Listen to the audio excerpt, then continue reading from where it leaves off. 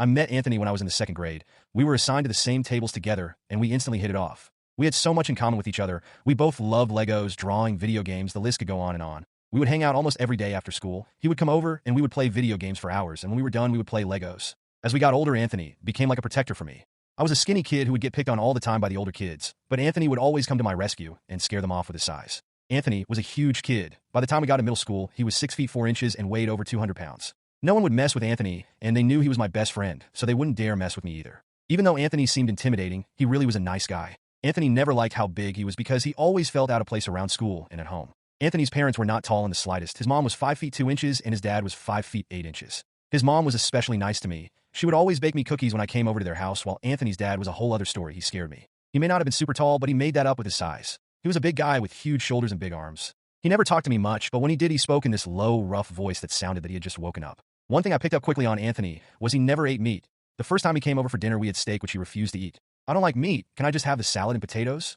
I thought it was odd at first, but that was because I didn't know about vegetarians and vegans. When I went to his house, though, his freezer had a bunch of meat. Chicken, turkey, pork, etc. I asked him about it when we were playing on his computer in his room. He was quiet at first and said, "All that meat in the freezer is for my parents. They love it unlike me." When we got older, I asked him if he was a vegetarian, and his answer was a bit odd. Yeah, something like that. What else could he be? I thought. My thoughts on this, though, died out as we got older. When we got into high school, I started to notice changes with Anthony. He got into lots of fights and suspensions. The older kids picked on him a lot, and when he tried to fight back, they would gang up on him and beat him to a bloody pulp. He would frequently have black eyes when I came over, and I would always ask why he felt he needed to fight. He never gave an answer, though. He would always try to talk about something else if I asked. At this point, I was getting bullied a lot too, but unlike Anthony, I didn't care what they said. I would just ignore them, and they would eventually leave me alone. Another important detail I picked up on early was his basement. I went in only once, and it just seemed off. It was huge for a basement, a big open area with only a couple fridges full of more meat and some ice. Most of the time, the basement was locked. Seemed odd, but I didn't care for it after a while. One day, though, one of the guys who usually beat up and picked on Anthony disappeared from school. His name was Tommy, and he was kind of the ringleader to the group that would beat up Anthony regularly. At first, no one paid attention when he wasn't at school for a couple days, but then the days turned to weeks, and the weeks turned to months. Missing posters of Tommy started to show up around the school, and rumors started to spread. People believed Anthony had something to do with the kidnapping, but I didn't believe any of those rumors. I knew my best friend would never do anything truly bad to Tommy. He isn't like that. He wouldn't, would he? I did start to have my doubts, but when I asked Anthony, he swore on his mother's life. He didn't do anything to him. Months and months went by with the police searching for Tommy, but they couldn't find him. Eventually, they gave up on the search. Everyone seemed to forget about Tommy, but I didn't. Anthony seemed in a better mood when they gave up the search. I started to grow suspicious. I couldn't put my finger on it, but I thought deep down that Anthony did something to Tommy. I tried talking to Anthony about Tommy, but he would get pissed every time I did, accusing me of believing the rumors at school and asking me how I couldn't believe his best friend. I stopped asking shortly after that, and I just forgot about Tommy shortly after. As time went on, high school got better for me and Anthony. Anthony started to play football, and he became really good as a linebacker. He even started to get a couple scholarships from some big colleges. I didn't do any sports, but I met a wonderful girl named Vanessa, who would eventually become my wife.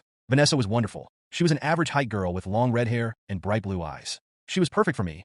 We both loved books, writing, and movies. I would come over a lot, and we would cuddle as we watched a romantic movie. Romance was our favorite genre in writing and movies. The only problem was that Vanessa did not like Anthony at all. When we were at her house one night in her room, I asked why she didn't like Anthony, and she said, "He's creepy, Josh. Plus, didn't he do something to a kid like a year ago at our school? He didn't do anything, V. He isn't like that. Sure, he may have beat him up possibly, but he wouldn't kidnap him or kill him. That's not who he is." I said, "How do you know though, Josh? He may have promised you he didn't do anything, but anyone can lie when they're desperate." I thought about this for a moment. He swore on his mother's life that was more than a promise. I changed the subject after that, which Vanessa appreciated. After that, we watched a movie in her living room. Halfway through the movie, I looked at my watch, which read 9:34 p.m. Shit. Mom said be back by 9:30. I got up from Vanessa's couch and kissed her goodbye. "We'll finish the movie later," I said. She kissed her hand and blew it at me, saying, "Okay, love you, babe." I ran out as I looked down at my phone to say, "Where are you?" "It's 9:34, and I told you to be back by 9:30. "Sorry, Mom. I just lost track of time," I said. My mom wasn't one of those strict parents who got on kids who weren't home right on the dot. So she said, "Okay, honey, drive safe. I'll see you at home. I love you." "Love you too," I said. As I drove home, Vanessa's words were echoing in my mind. He may have promised you he didn't do anything, but anyone can lie when they're desperate. Maybe she's right. Maybe he did lie to me. I thought, wait, no, this is Anthony. We're talking about your best friend since second grade. The memory of what Anthony said to me when I asked about Tommy came back out of nowhere. "Bro, why wouldn't you trust your best friend?" "I'm not lying to you. I didn't do shit to Tommy. I swear, dude, on my mom's life, you have to believe me." Who should I trust, my girlfriend or my best friend? I started to get a headache thinking about this as I pulled into my driveway. I unlocked my front door and saw my mom sitting on the counter drinking some water, looked up as I walked in and said, "Hey Josh, how was your time at Vanessa's?" "It was good. We started the third 50 Shades of Grey movie. We didn't finish it, but we will probably tomorrow," I said. Oh, how fun, she said as she hugged me. My parents were divorced, and I live with my mom. They didn't divorce because of cheating or anything bad. They just decided they were better off as friends. I would go over to my dad's place. About 3 times a week usually. He lived pretty close to where we lived, so going back and forth from my parents' houses was pretty easy. Are you hungry at all? My mom asked. No, I'm good. Hey, Mom. I asked. Yes, sweetie, she asked. I've never asked in a while, but what do you think about Anthony?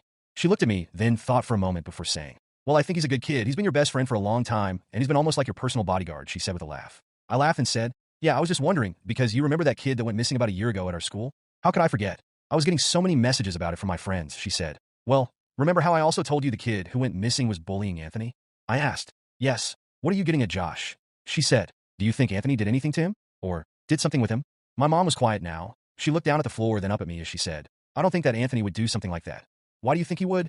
She asked. I don't know, it's just when the police were searching and the kids were making rumors, he was so nervous. He quivered when he spoke, and he never could look me in the eye. When the police finally gave up on their search, he just went back to normal again.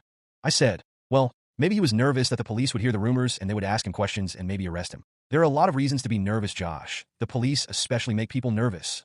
I thought about this for a moment. Maybe she's right, Anthony was just scared that the police might arrest him. That's reasonable. Okay, thanks for listening, Mom. I said, heading up to bed. Of course, sweetie. I love you. She said, I love you too. The next day at school, I texted Anthony and asked if he wanted to meet up at lunch. He agreed, and after sitting down, we talked about football, school, girls, the normal stuff. It felt like old times again, and I didn't realize how much I actually missed really talking with him. Hey bro, I miss hanging out with you. Feels like we never do anymore, Anthony said. Yeah, I know, we should definitely hang out sometime, I said. How about tonight? If you don't have anything to do, he said. Yeah, I'd love to, dude, I said. The bell ringed, and before we took off to our classes, he said as he gave me a fist bump. Sick man, come over to my house around 4. Sounds awesome, see you then, I said, waving before heading off to my next class. I met up with Vanessa after school, as I usually did, to walk her home. On the walk, she asked if I wanted to come over tonight to finish the movie. Sorry, babe, not tonight. I'm hanging out with Anthony, I said. She looked at me with an annoyed and worried expression on her face. She said, babe, you know I don't like you hanging around him. He could be dangerous, and I just don't get a good vibe from him. I started to get a little annoyed as I said, V's my best friend. I know deep down he's a good person. He's protected me and been by my side almost my whole life. I'm not going to stop hanging out with him just because of some stupid rumors that were made up about him almost a year ago.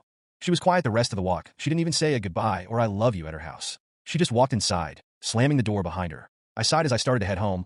I looked at the time on my phone, which read 3:34 p.m. Might as well head to Anthony's now. I thought. Anthony only lived a couple minutes away from me on the other street, so I walked back to my house and ate something quickly before I told my mom I was heading over to Anthony. Okay, Josh, have fun. Be back by at least 9:30 this time, okay? She said. Yeah, Mom, I won't forget, I said, giving her a hug before I left. After a couple minutes of walking, I turned to Anthony's street and saw his house. It was the first house in the street, a simple brown 2-story house with small windows in the top and bottom of the house. I walked up to the door and checked my phone before ringing the doorbell. 3:48, a little early, but I'm sure he won't mind. I ring the doorbell, and not even a minute later, Anthony opened the door, smiling. Hey man, come inside, he said. I walked in, and the house looked the same as it always had. Same red couch in their living room. Same brown dinner table. The same big portrait of Anthony's family. Everything was the same. I saw Anthony's mom, who came and gave me a hug and said, Feels like it's been a while, Josh. How have you been? I've been good, Mrs. Johnson, I said. I saw Anthony's dad watching football on the couch, and as he saw me, he gave me a single nod. I nodded back to him as me and Anthony ran upstairs. We went into his room, which had been redecorated a bit since the last time I saw it. There were a bunch of football posters of players and teams now hanging around his wall. He told me as I looked around at his posters that his favorite team was the Tampa Bay Buccaneers, and as I kept looking, I noticed there were lots of Buccaneer players wearing their red and black jerseys. We decided to fire up the PlayStation and play some Madden since that was his favorite game. I didn't enjoy playing it that much, but Anthony was having a blast, so I kept playing for him. We played for a good hour before we decided to switch to Call of Duty. We played for hours, talking and laughing as we talked about old memories, but we eventually got quiet because we started to get competitive as we kept playing. After a while, I checked the time, which read 9 p.m. Damn, almost time to go. After the last game, I got thirsty and told Anthony I was going to head down and get a drink of water. He didn't even look up as he was locked into the new game he started without me.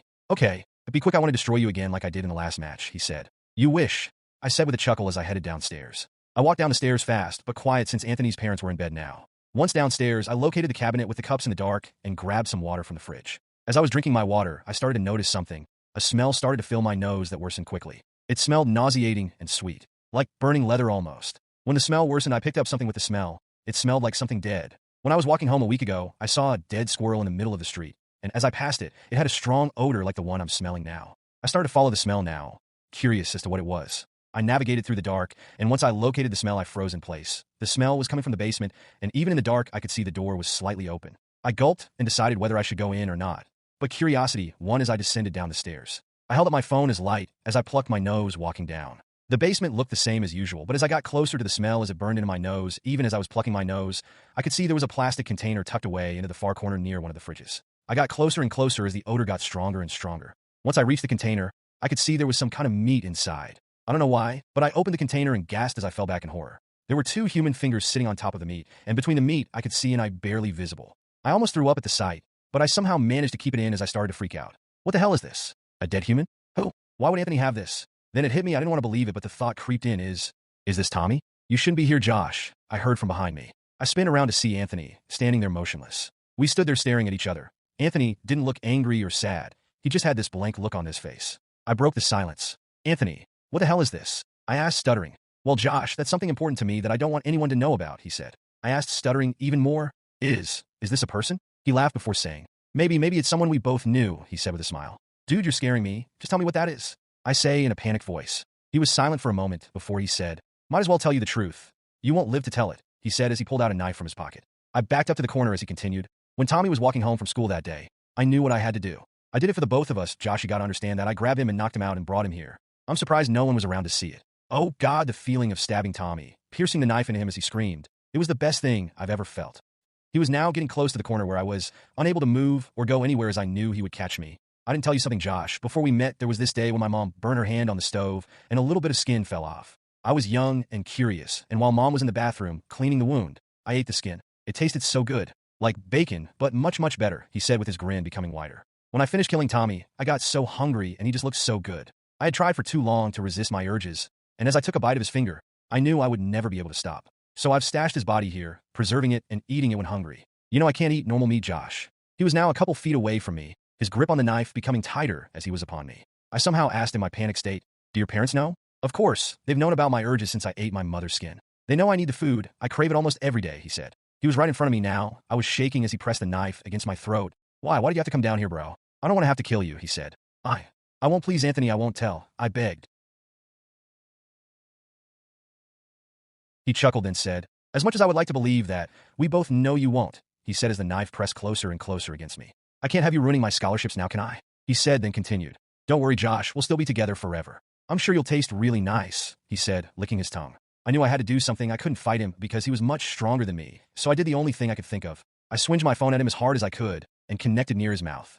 He fell back and screamed in pain as I saw blood coming out from his mouth. I took the opportunity one had and ran towards the basement stairs. Before I got there, Anthony grabbed my leg and tried to drag me down with him. In one quick motion, I turned around and kicked him as hard as I could in the nose and ran. I ran up the stairs as fast as I could and out the door and out of the house, never looking back. I ran all the way home and slammed the door once I got inside.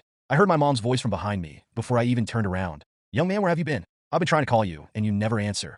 I was just about to call the police before you came. I broke down and started crying. My mom, noticing this, came and hugged me as I sobbed and told her what happened. After I told my mom everything, she asked if I had called the police. Stupid, why didn't I do that? I thought. My mom called the police and told them what happened. Shortly after, we heard a knock at the door and saw 2 cops outside. The first cop was a male with a short goatee and brown hair, and the second one was a female with short blonde hair. They told us they arrested Anthony after they found him in the basement still laying on the ground knocked out. They found the container and found everything my mom told the cops I'd found. They said they would determine who it was the next day, but I think they knew who it was already. Anthony's parents were also arrested as well since my mom told them their involvement in the murder. The cops said they didn't even put up a fight.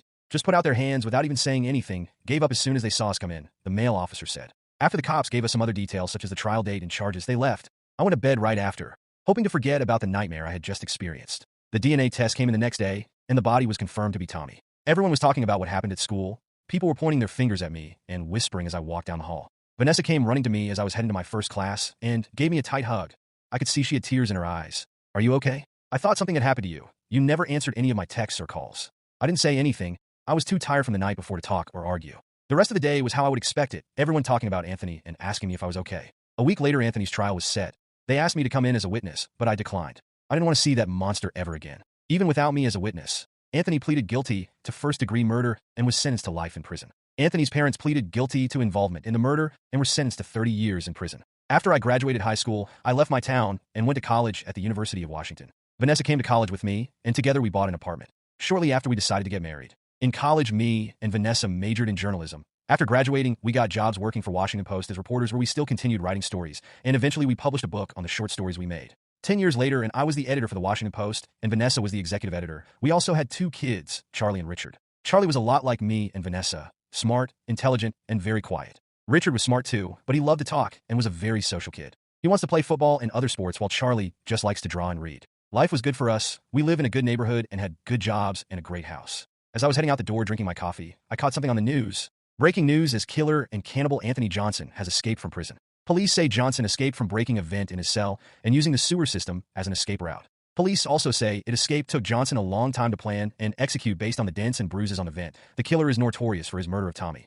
I turned off the TV quickly. The memories all came back to me. I started to sweat as Vanessa came downstairs. "Josh, you okay?" she asked. I couldn't move, talk, or think. The monster who caused me years of restless nights, the monster who I once considered my best friend, the monster who tried to kill me has escaped prison. Suddenly, I felt a vibration from my phone. I opened it and saw an unknown number calling. I answered in a shaky voice. "Hey, hello?" A voice came on the other end. One I had prayed I would never hear for the rest of my life. "Hey, Josh, been a while.